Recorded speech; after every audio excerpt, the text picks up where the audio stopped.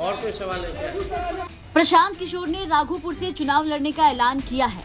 पत्रकार बार बार तेजस्वी से ये सवाल करते रहे और पत्रकारों के बीच बैठे तेजस्वी यादव सवाल सुनकर सीधा नेक्स्ट क्वेश्चन कहते रहे।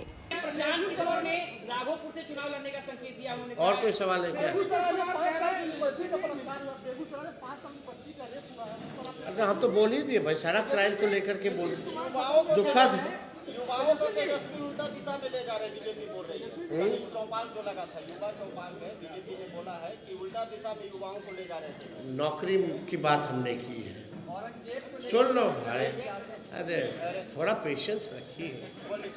पीके पर सवाल तो तेजस्वी का इंकार। जनसुराज पार्टी के संस्थापक प्रशांत किशोर ने तेजस्वी यादव की सीट राघोपुर से विधानसभा चुनाव लड़ने का ऐलान कर दिया है।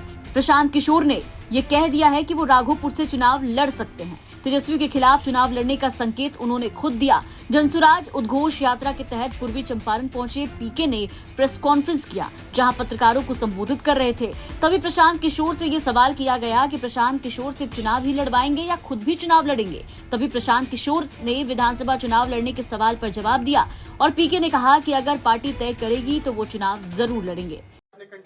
क्या इस बार 2025 के विधानसभा चुनाव में आप भी चुनाव लड़ेंगे या अगर पार्टी ने तय किया तो निश्चित तौर पर चुनाव लड़ेंगे, उसमें कोई दिक्कत नहीं है। लेकिन अगर पार्टी ने तय किया कि चुनाव हमें व्यक्तिगत तौर पर नहीं लड़ना है तो भी जनसुराज 243 सीट पर चुनाव लड़ना तय है और उसकी घोषणा हम लोग पहले ही कर चुके हैं।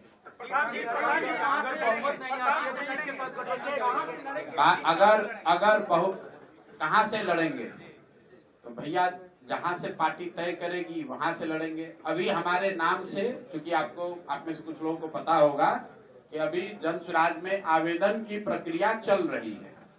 जिसको चुनाव लड़ना है वो लोग आवेदन दे रहे हैं। तो मेरी ओर से, मेरे नाम से किसी ने राघोपुर से आवेदन दिया है, लेकिन अभी ये तय नहीं हुआ है। पार्टी में अगर तय होगा तो लड़ेंगे। तो जनसुराज के सूत्रधार प्रशांत किशोर ने ऐलान किया है कि वो विधानसभा चुनाव में मैदान में उतर सकते हैं। इतना ही नहीं, पीके ने ये भी कहा कि वो सीट राघोपुर होगी जहां से प्रशांत किशोर चुनाव लड़ सकते हैं।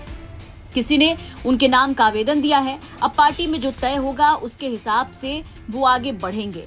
अब पीके के तेजस्वी यादव के खिलाफ राघोपुर से चुनाव लड़ने के इसी ऐलान ने आरजेडी की टेंशन बढ़ा दी है। लगातार कई सालों से अपना जनसंपर्क अभियान चला रहे पीके अब आरजेडी को लगातार चैलेंज दे रहे हैं, वो भी खुल करके ओपन तरीके से। फिलहाल पीके पर कुछ भी बोलने से तेजस्वी यादव यहाँ पर बचते हुए दिख रहे हैं। यही सवाल जब तेजस्वी से पत्रकारों ने किया तो तेजस्वी यहाँ भी कुछ भी जवाब देने से फिलहाल बचते हुए दिखाई दिए। ऐसे में सवाल उठ रहा है कि क्या वाकई पीके के ऐलान से तेजस्वी टेंशन में आ गए हैं? आपको क्या लगता है?